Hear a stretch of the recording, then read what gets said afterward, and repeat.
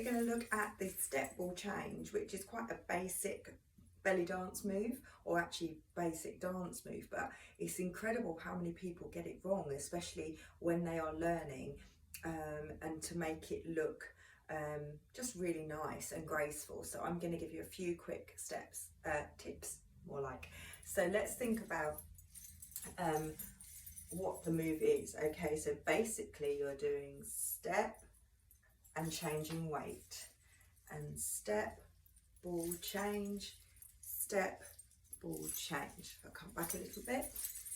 So you're going 1 and 2, 3 and 4, 5 and 6, 7 and 8. So that back leg is almost catching up with the front leg. Okay, so in belly dancing, what we want to try and do is make it look more belly dance. So when I'm going to step out, I'm going to step out and I'm going to lead with a bit of a figure of 8. So 1 and 2, 3 and 4, 5 and 6, 7 and 8.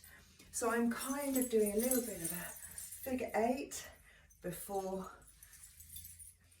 Okay, so I'll show you how that looks coming forward. I'm going to go 1 and 2, 3 and 4, 5 and 6, 7 and 8.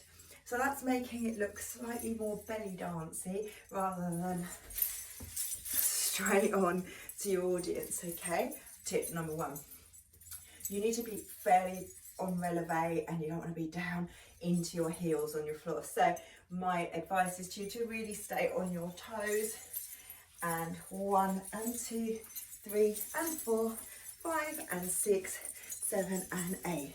You don't want to do it too flat-footed, which would look more clunky and not so graceful. Okay. Now you want to make sure that your upper body, even though your hips are doing this, you want to make sure your upper body is engaged. So you want to really lift and open out here. So 1 and 2, 3 and 4, 5 and 6, 7 and 8. And my chest is really engaged. Okay, so it's not here. This is without engaging. And you can see the difference. And then when I lift, it adds a whole lot of lengthening here. It's the correct posture for belly dance, okay? So these are so far. You need to be on your releve, you need to be adding a bit of a hip movement, and you need to engage your chest. But the most important thing that you can do to make your step ball change really nice is to move your chin.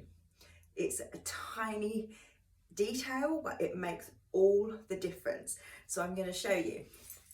I'm going to do it firstly how I don't want to see you doing it, and I'm just going to face into the camera.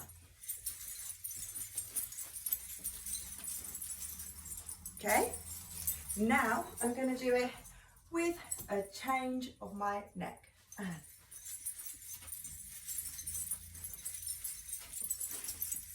Okay, so hopefully you can see just adds a little bit of something to it rather than sort of a direct line. You're just moving your chin. Okay, it's a small thing that you can do. And finally, oh gosh, I really don't like it, is when the arms are not controlled. What I see a lot is,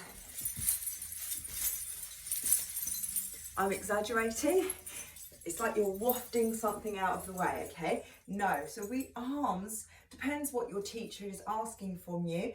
I tend to either do the swoop here or a snake arm. But these arms have to be really controlled. So even though this is often quite a lively move, this is a lively step, sometimes the music can be really, really fast. As soon as the music speeds up, I see people sort of, oh my God, desperate to get it done, and then the arms go to pop. No, the arms are so important. Everything is controlled. So 1 and 2, 3 and 4, 5 and 6, 7 and 8. Or if we're doing a snake arm, 1 and 2, 3 and 4, 5 and 6, 7 and 8. Okay, so these are my tips for a beautiful step ball change. Also, don't rush it. If it's quick music, don't rush it. Sit back into the move. Don't really frantic like you're trying to win the race, because that can also make it look not very good. And the other thing is really try and stay, even though you're on releve, you don't want to be too up in and downing with it, yeah? You want to stay on releve as much as you can, okay? But try not to make it bumpy, if that makes any sense at all. Okay, so good luck, practice your step will change, try and make it graceful. Thank you.